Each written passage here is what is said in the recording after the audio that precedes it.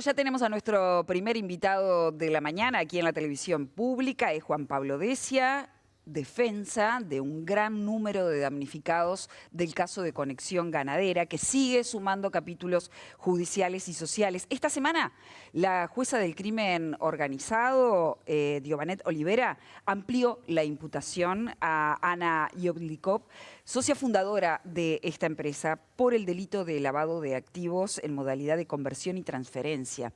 De hecho, la Fiscalía presentó nuevos elementos, la existencia de un segundo apartamento en Madrid a su nombre y también de Pablo Carrasco, y la apertura y cierre express de una cuenta en Open Bank en España el 29 de agosto también de este año. Estos movimientos, según el fiscal Enrique Rodríguez, refuerzan la hipótesis de ocultamiento de fondos provenientes de una presunta estafa millonaria. Bienvenido, Juan Pablo. Muchas gracias, buenos días a todos y a todas. Gracias por la invitación. ¿Qué opinas acerca de este último acontecimiento? Bueno, era algo que las defensas esperábamos que suceda.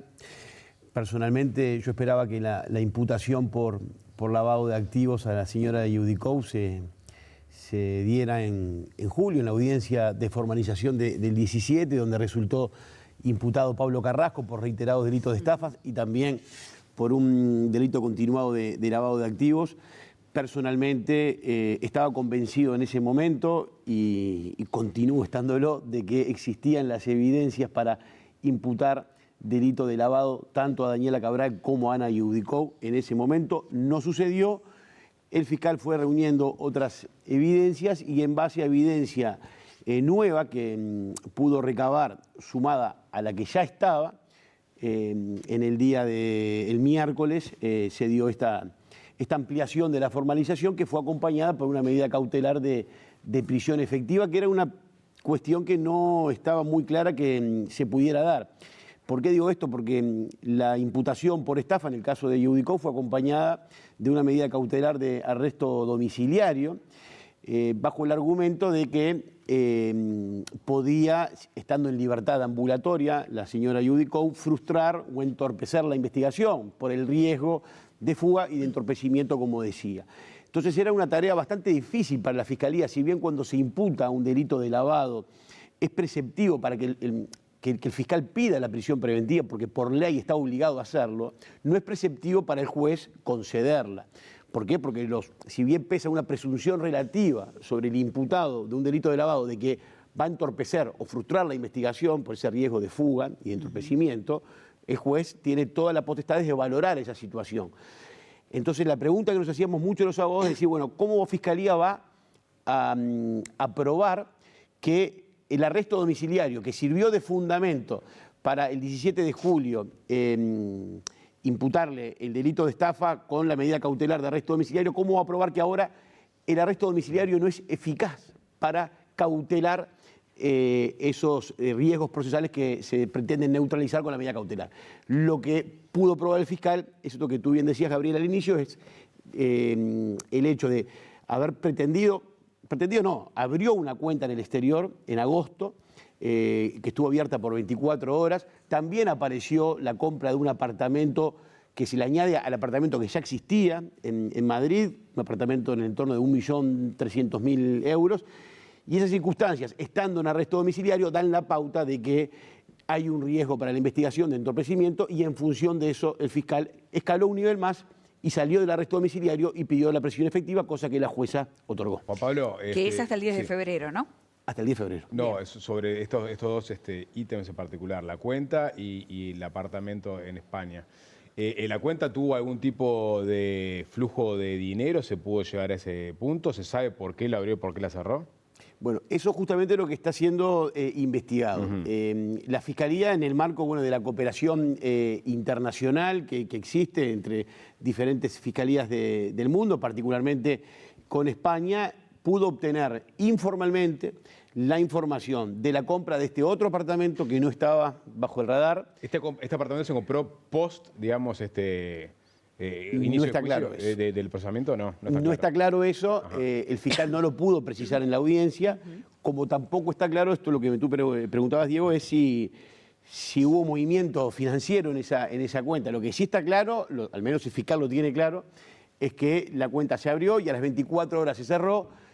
Hay que ver si existieron movimientos y de haber existido sería un escándalo que se suma a otro escándalo que quizás por el tema Yudico ha pasado por debajo del radar, que es que Daniela Cabral, estando embargada, Daniela Cabral, la viuda de Basso, ¿no?, que está cumpliendo prisión domiciliaria, arresto domiciliario en Punta del Este, entre enero de este año y marzo de este año recibió 1.400.000 euros por parte de Gladenur, que es el ciudadano turco que era tomador externo de Conexión Ganadera, que, bueno, él impugnó esa condición de tomador externo, existieron pericias para ver si la firma que resultaba en los contratos era de él o no. Finalmente la pericia dio cuenta de que no era de él la firma, pero lo cierto es que Gladenur tomaba ganado, tenía una relación comercial con Basso y con el escritorio Basso, y que entre enero y marzo del 2025, en el marco del conjunto económico Conexión Ganadera, le giró a Daniela Cabral 1.400.000 en cheques, estando embargada Daniela Cabral. El embargo genérico, hay que recordarle a la audiencia, no alcanza las cuentas, porque alcanza el embargo genérico los bienes registrables, inmuebles, autos, barcos, pero si uno tiene un embargo genérico y tiene dinero en una cuenta bancaria, puede disponer.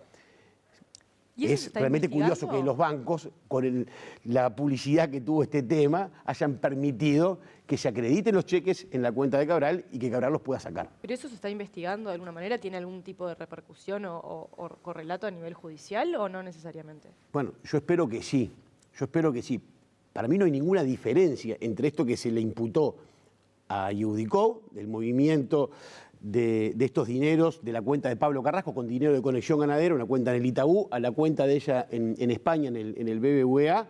En el caso de Cabral, estamos hablando de que existieron movimientos a nivel nacional. Es la única diferencia, la territorialidad, nada más. Entonces, yo espero que el fiscal asuma el mismo criterio respecto de Cabral, porque están dadas todas las circunstancias. No solamente por esto que estoy señalando, de esos depósitos que recibió Daniela Cabral estando embargada entre enero y marzo del 2025, sino también porque la compra de los apartamentos en favor de sus hijas y de los campos en favor de sus hijas, cosa que está acreditado en la carpeta investigativa, con dinero de Conexión Ganadera, ya eso de por sí implica una presunta maniobra de lavado en la modalidad de conversión. Y quiero con esto enrabar y ya termino lo siguiente. No era necesario esperar a tener la información de las cuentas, de los giros al exterior que hizo Pablo Carrasco en favor de su señora. La sola compra del apartamento en Madrid, cosa que salió de la propia defensa, ya eso da cuenta de un delito de lavado de la modalidad de conversión.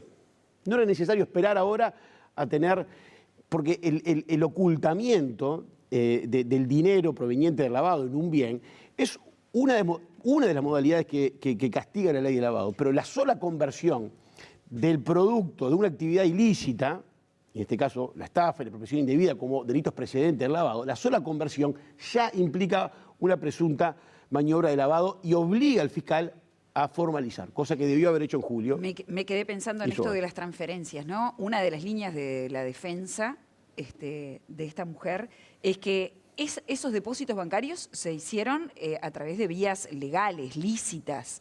Entonces yo digo, ¿qué está fallando acá en los controles, independientemente de este caso?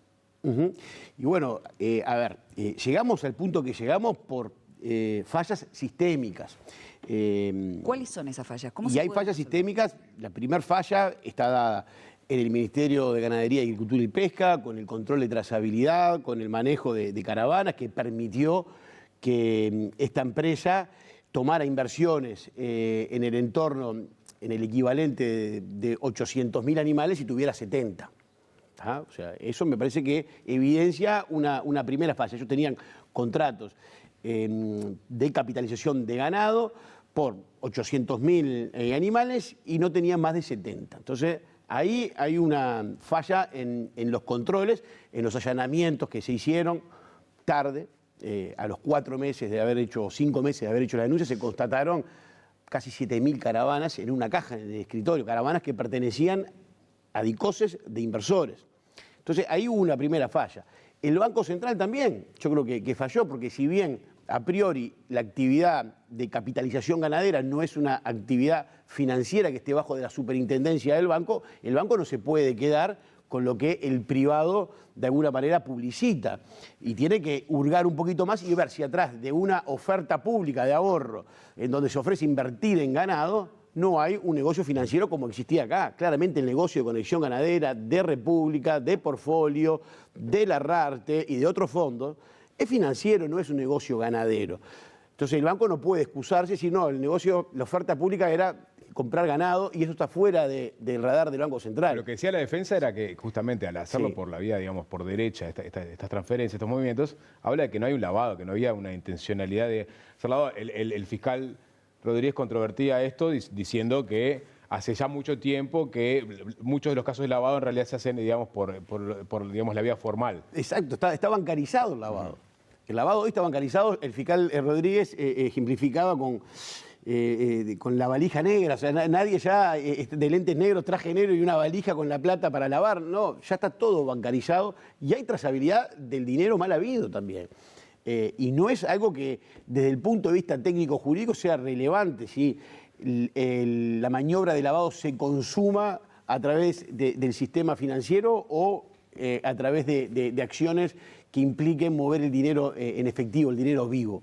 Eso no integra el tipo penal, no hay ninguna referencia en la ley y reitero, la ley es muy clara, la sola conversión o transferencia del dinero mal habido, del dinero lícito, para colocarlo en una actividad que se presume que es lícita, como puede ser la compra de un apartamento que sortea los controles, digamos, de debida diligencia previos que tiene que hacer un escribano, un notario público en España y los bancos que reciben el dinero, ya eso implica quedar inmerso en esa situación normativa. Por eso yo decía que en julio ya se debió haber formalizado a Iudicop y a Cabral por delitos de lavado. Juan Pablo, ¿qué cambió con respecto a desde el inicio, a cuando empezó este caso, que fue prácticamente hace un año, con la muerte de Gustavo Basso, que empieza todo? ¿Qué cambió? Bueno, tenemos a 3 personas formalizadas en lo penal, 2 de ellas con prisión efectiva por delitos de estafa y delitos de lavado. Tenemos a Cabral, que esperamos que a la brevedad cambie la imputación, es decir, que se amplíe, al igual que con Iudicop, y esperamos que la Fiscalía empiece a citar a los mandos medios, gerenciales de la empresa, familiares, escribanos, sin cuya concurrencia no hubiera sido posible concretar esta maniobra. Claramente, una maniobra de estas características que están en torno de los 400 millones de dólares, es decir, esta gente tomó inversiones por 400 millones de dólares y no tiene ganado más allá de los 50, es una maniobra de inusitada gravedad. No la concretaron ellos solos, no fue Gustavo Basso, que es prácticamente el patrón de defensa de Iudicop, de Carrasco y de Cabral, ¿no? Que Basso era como un gran señor feudal que hacía y deshacía, un pulpo que estaba en todos lados y nadie sabía nada. Eso es inverosímil, insostenible. Entonces, los mandos medios, los que se vinculaban con el Ministerio de Ganadería, los que hacían toda la movida con los contratos, con las caravanas, claramente tienen que ser llamados a responsabilidad penal, al menos como encubridores. Eso es para la parte del escarmiento, para que eventualmente, digamos, se los responsabilice penalmente, pero tú tenés a 200 defendidos y hay otros tantos más que se sienten estafados y han hecho la denuncia. Y lo que quieren es recuperar parte del dinero. Te pregunto, ¿cuál es el estado, digamos, contable de Conexión Ganadera, que obviamente tiene que seguir vendiendo ganado para seguir funcionando mientras sucede este juicio? ¿Y cuáles son las expectativas reales que manejan en este momento de recuperación de dinero? Sí, Diego, una precisión. Sí. La gente quiere cobrar y quiere justicia y los quiere presos. Quiere que cumplan con cárcel el daño que hicieron, porque hay un daño muy grande atrás de todo esto. Desde lo civil, la parte concursal es lo que va a determinar las proyecciones y las posibilidades de cobro de los inversores. Ahora, en la segunda quincena de noviembre, el síndico va a presentar el inventario. El inventario es el activo de la empresa versus el pasivo. El activo está compuesto mayormente por activo biológico, porque los campos, los créditos que tenía Conexión Ganadera o que se pensaba que tenía Conexión Ganadera estaban a nombre del escritorio Basso o de Gustavo Basso. Estoy refiriendo básicamente al crédito con frigorífico Casablanca. Entonces, mayormente el activo de la empresa va a estar compuesto por activo biológico, por animales que no superan los 50 millones de dólares. Hay que mantenerlos en este momento y se está gastando plata. Pero ya para eso. Prácticamente está todo liquidado. Queda un remate ahora en la próxima semana, en los próximos días, y ya se va a liquidar todo el ganado. Esa plata está depositada en el Banco República, hay trazabilidad, acá sí, en cuanto a quién era el titular de ese ganado, que es una discusión que hay que dar después si eso entra en la bolsa o si hay alguna preferencia para los que tenían la suerte de tener ese ganado. Y eso es lo que se va a distribuir entre el pasivo. El pasivo, es decir, son los inversores. ¿Tá? Claramente, con esa fotografía activo versus pasivo, conexión ganadera y hernandarias, las perspectivas de cobro no están por encima del 10% del crédito. Entonces, la clave acá va a estar en poder, de los otros concursos que integran el conjunto conexión ganadera, y me refiero a la sucesión de Vaso, fundamentalmente, Bamidal, y las otras empresas conexas, bueno, tratar de sacar de esos concursos los activos para engrosar la bolsa de conexión ganadera. Cuando hablas de la sucesión de Vaso, ¿hablas de todos los activos de Vaso? Claro, porque ¿Por fuera del giro, digamos, de conexión ganadera? Claro, que justamente la sucesión de Vaso, el concurso de la herencia, que hay acreedores que también están ávidos por cobrar sus créditos que tenían con Gustavo Vaso, si bien integra el conjunto económico Conexión Ganadera y está administrado por el mismo síndico, es un concurso independiente. Entonces se va a liquidar en ese concurso los créditos de Gustavo Vaso, que es el concurso que tiene más patrimonio, ¿tá? Y el remanente se va a volcar a la masa Conexión Ganadera para poder engrosar esta... ¿A cuánto engrosa?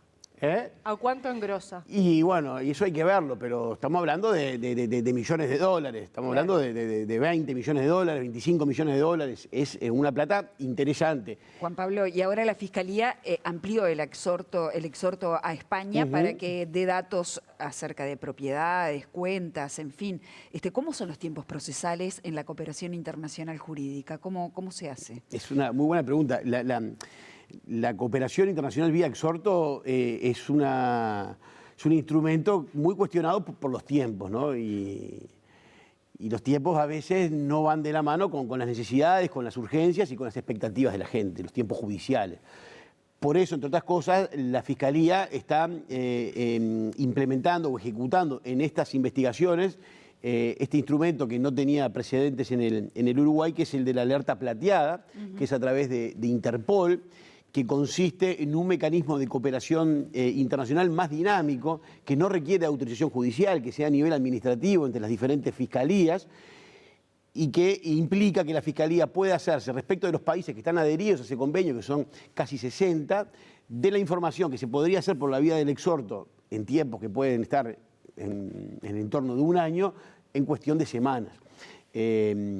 La Fiscalía de Enrique Rodríguez de Delitos Económicos, perdón, de lavado de activos, no ha utilizado esa herramienta, sí lo ha hecho la Fiscalía de Alejandro Machado, que tiene el caso República ahora y que tuvo en su momento el caso Larrarte.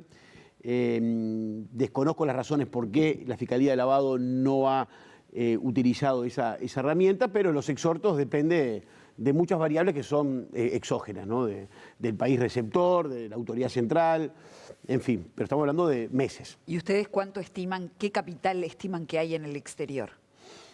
Y eso es una gran pregunta que no puedo responder, porque esto que apareció, yo francamente, quizás peco de iluso o de inocente, yo realmente pensé que no existía nada más que lo que ya estaba de alguna manera constatado, que es el apartamento en Madrid que ellos voluntariamente ofrecieron. Que haya otro apartamento, que hayan tratado de abrir otra cuenta, que seguramente la utilizaron para mover dinero y demás, da la pauta de que hay más. Y eso nos mantiene, es como la zanahoria, porque realmente el escenario no es muy auspicioso, el escenario de cobro, y saber que hay más bienes en el exterior a nosotros nos motiva a seguir buscando, a seguir presionando y a seguir encauzando esta investigación por la vía que tiene que ir, que es la vía del lavado de activos, que es la vía que nos permite a nosotros poder tejer esa red y poder llegar a bienes que están fuera del Uruguay para poder localizarlos, detectarlos y poder llevarlos al proceso penal y posteriormente a la masa concursal. ¿Hay sospecha de que haya gente que haya cobrado por izquierda? Es decir, o indicios que hayan logrado recuperar su dinero en este proceso. Y hay, sí, más que sospecha, digo, bueno, hay conocimiento, pero obviamente yo conozco situaciones donde sí se ha dado eso. O sea, que gente que sin ir por la vía legal logró recuperar su Y versión. logró recuperar, sí. Pasa en todos los concursos. ¿Y de qué forma? Y bueno, non santa seguro. ¿Pero cuántos casos? ¿Es uno concreto? ¿Son varios? Hay varios casos. Hay varios casos que se dieron antes, obviamente, de la declaración del concurso. Eso es parte también de lo que se va a investigar en el concurso, y si se detecta formalmente esa situación, eso implica una maniobra de fraude concursal, que a la vez, el fraude concursal es un delito que se constata en vía concursal cuando hay acciones de parte de la concursada, de los deudores, que lo que hacen es atentar contra la masa de manera espuria, de manera irregular. Bueno, si eso se constata, eso queda relevado a nivel concursal y se remite la información a la Fiscalía para que se impute, en este caso, un delito de ¿Pero se puede ir contra las fraude. personas que cobraron? Es decir, esas personas que capaz que recuperaron su dinero, si se determina que efectivamente lo lograron, bueno, por izquierda o digamos, por fuera del paquete, ¿esas personas tendrían que eventualmente volcar de vuelta el dinero a la bolsa o ya está? Esa plata? No, se podría, porque ahí hay una coautoría. Es algo de difícil problema. Sí. Hablando de coautoría, estamos hablando todo el tiempo del núcleo fundador de toda esta estafa, pero ustedes también apuntan a los mandos medios. La Fiscalía reconoce que falta llegar a los mandos medios. ¿En qué etapa están y qué implica esta demora en llegar a esos mandos medios, que por ahí tienen mucha información concreta y que puede servir para la causa? El estado de situación a nivel penal respecto a los mandos medios es que estamos, no digo foja cero porque algunos de ellos ya fueron a declarar, pero ninguno de ellos tiene ni siquiera medidas limitativas. Es decir, si hoy dicen, bueno, esto se está complicando, voy a hacer los bolsos y me voy, se pueden ir perfectamente por el aeropuerto internacional de Carrasco, por el puerto, por donde quieran. Eso, a mi juicio, es un riesgo grande. En una maniobra de estas características, que los gerentes, y me estoy refiriendo al señor Bartol, al señor Flores, al señor Quiroga, que eran los que integraban el núcleo más cercano de Gustavo Basso, hoy no tengan ni siquiera medidas limitativas, realmente cuesta entender las razones de por qué no la tienen. ¿Lo han hablado con la Fiscalía eso de por qué? Muchas veces. ¿Y? Y el fiscal es quien dirige la investigación, el fiscal Enrique Rodríguez. En ese sentido, siempre responde con el mismo argumento. Acá quien dirige la investigación, quien maneja los tiempos, quien dice qué hacer y qué no hacer, soy yo. Hay otras fiscalías que son más receptivas a lo que plantean las víctimas. El rol de la víctima, hay que recordarle a la audiencia también, en el nuevo proceso penal, es, digo, si bien se quiso centrar en la víctima, parte de la reparación, ¿no?, de lo que es el daño y el sistema punitivo, hoy en los hechos somos prácticamente figuras decorativas en el proceso penal. O sea, la Fiscalía está siendo más conservadora de lo que aspiran los defensores de los Sin duda, sin duda. De hecho, bueno, a ver, que hoy Daniela Cabral esté compurgando pena en el edificio imperial de Punta del Este, es algo que, a ver, además de ser una medida de absoluta insensibilidad con las víctimas y demás, es algo que no resistiría mayor análisis, en cuanto a que ninguna de las víctimas que representa Fiscalía como titular de la acción penal, ¿no?, avala. Sin embargo, quien tiene la llave para terminar con eso es el fiscal. Yo le pedí en su momento a la jueza que, previa vista fiscal, porque el fiscal es quien puede hacerlo, quien puede imponer, solicitar la imposición, la modificación o el cese de una medida cautelar, yo pedí que se convoque una audiencia para discutir sobre la medida cautelar de Cabral, porque en el momento que se decretó el arresto domiciliario, el 17 de julio, los abogados de las víctimas no tuvimos oportunidad de impugnar eso porque se presentó en sobre cerrado y lacrado las condiciones de cumplimiento de ese arresto. ¿Pero cuál sería un buen arresto preventivo? A ver, el arresto domiciliario lo que busca es neutralizar riesgos procesales, el entorpecimiento de la investigación y el riesgo de fuga. El riesgo de fuga ya está neutralizado con la prohibición de salir del país y con la entrega de pasaporte. Entonces, ¿a alguien le parece, o sea, no se precisa ser abogado, de que se neutraliza el riesgo de entorpecimiento de la investigación estando en su casa, con acceso a todos los medios de comunicación, computadoras, celulares, reciben gente, reciben testigos, imputados? El arresto domiciliario no neutraliza nada. Pero a mí eso no me preocupa, que haga en su casa lo que quiera, y hoy el sistema penal implica que rige el principio de inocencia y hasta que no tenga condena la persona no es culpable. Ahora, no le permitamos a una persona que seguramente va a ser condenada que vaya descontando día por día una eventual condena en un edificio con piscina cerrada, piscina abierta, sauna, masajes, amenities que utiliza, porque sabemos que los utiliza. Entonces, no es razonable sostener esto, no es razonable por ningún lado que se lo mire.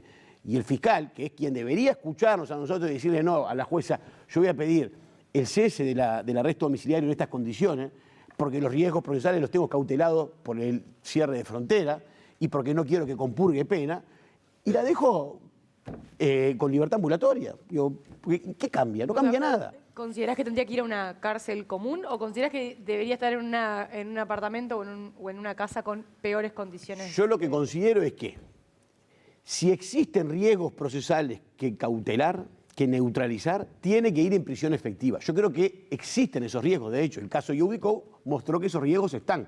De hecho, ella en su casa, estando en arresto domiciliario, abrió una cuenta, quizás haya comprado un apartamento vía electrónica, que eso hay que verlo cuando lo compró, este segundo apartamento. Entonces, si no pasa en prisión efectiva, que quede en libertad ambulatoria, en base al principio de inocencia, pero no cumpliendo arresto domiciliario, para que no compurgue un día de arresto domiciliario por un día de su futura condena. Porque ahí hay una injusticia intrínseca. Y hay fiscalías que esto no lo permiten. Fiscalías que están también con temas de lavado, de que lo que dicen, si yo formalizo, tengo que formalizar con prisión efectiva. No puedo poner una cautelar, un arresto domiciliario que le permita ir descontando la pena desde la comodidad de su casa. Es un absurdo por donde se lo mire, por más que legalmente tiene amparo. Juan Pablo, la causa esta involucra a empresas vinculadas a Conexión de Ganadera, como el caso de Hernandarias, por ejemplo, que dio balance positivo en 2022, en fin.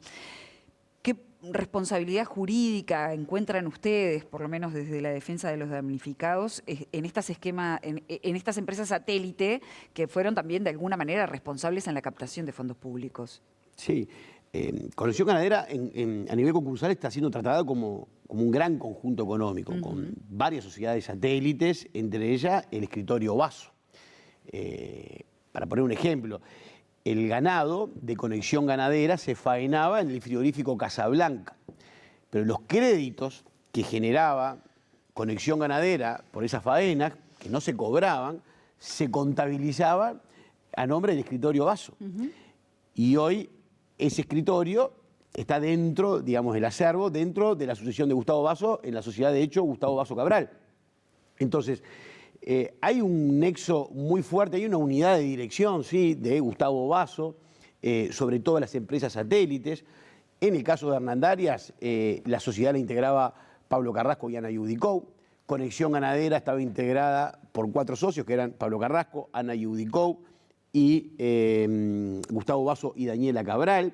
En Bamidal lo mismo, están también las hijas de Gustavo Vaso que integran otras de las sociedades que conforman el conjunto económico. Entonces, la prueba que hoy existe en cuanto al giro de esas sociedades, a cómo estaban conformados los diferentes paquetes accionarios, quiénes eran los directores y demás, siempre conducen a un mismo patrón vinculado a Conexión Ganadera, bajo sí la égida de Gustavo Vaso, pero con Pablo Carrasco y Ana Yudico y Daniela Cabral cumpliendo un rol muy activo, lejos de cumplir un rol accesorio como pretenden mostrar, ellos cumplieron un rol muy activo. Y ahí lo último que quiero señalar, que me parece importante, es donde yo también visualizo que Fiscalía está omitiendo imputar delitos que ya están probados, o al menos con el estándar de evidencia que se requiere en este momento para formalizar el delito de asociación para delinquir. Digo, ¿cómo hablamos de socios, de sociedades comerciales, no de una, de varias? Hablamos de cónyuges que tienen una sociedad conyugal. Hablamos de, en el caso de Pablo Carrasco y Ana Yudico, que era Pablo Carrasco titular de la cuenta del Itaú, que recibía el dinero de Conexión Ganadera y la mandaba a España a la cuenta de su señora. ¿Cómo podemos pensar o sostener de que ahí no hay una planificación, una asociación, una definición de roles que no implique la imputación de un delito de asociación para delinquir? ¿Por qué no? No se quiere imputar delito de asociación para delinquir, porque la prueba está. El fiscal decidió no hacerlo. ¿Por qué? Bueno, hay que preguntarle a él. Y lo mismo con la insolvencia societaria fraudulenta. La Senaclaf dice, entre el 2020 y el 2025 esta empresa estaba en quiebra. Los números eran totalmente deficitarios. Pese a eso, los socios distribuyeron utilidades que no eran tales. Cuando uno distribuye utilidades de una empresa que está fundida y se la distribuye a sí mismo o a sus familiares a través de la compra de inmuebles, está insolventando la sociedad. Eso es insolvencia societaria fraudulenta, que tiene una pena de hasta 10 años. Y hoy debería ya existir imputación por ese delito, a la vez que por el delito de asociación para delinquir, cosa que no se ha hecho y que esperamos que suceda a la brevedad. Gracias por haber venido esta mañana y darnos este nuevo pantallazo acerca de esta situación tan compleja que me parece que te va a tener durante mucho tiempo hablando en los medios y con nosotros, por supuesto. Muchas gracias por la invitación y agradezco fundamentalmente el rol de ustedes, el rol de la prensa, que para las víctimas que no nos permiten hablar en el proceso penal, sí, a través de la voz de ustedes podemos manifestarnos. Gracias por haber venido, Juan Pablo. Nos vamos a Exteriores.